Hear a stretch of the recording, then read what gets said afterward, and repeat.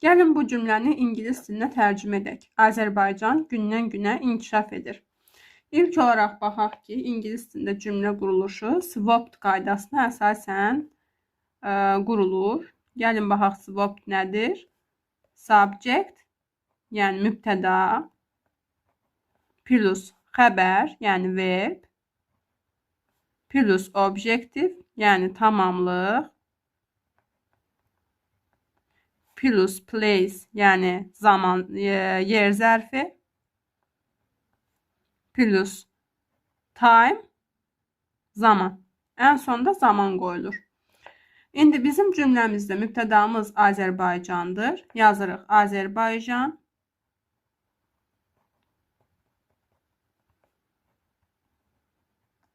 Xəbərimiz inkişaf edirdir.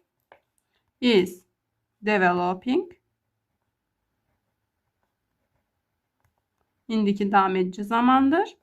Gündən günə ifadəsi isə ingilis dilində day by day olaraq tərcümə edilir. Day by day. Elə isə indi gəlin bu cümləni siz tərcümə edin və yorumlarda düzgün tərcüməsini qeyd edin.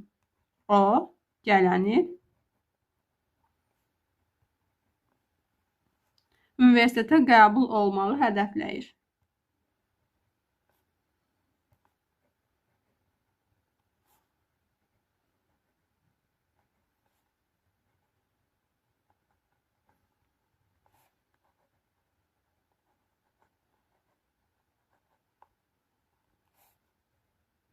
Yorumlarda fikirlərinizi və rəylərinizi gözləyirik.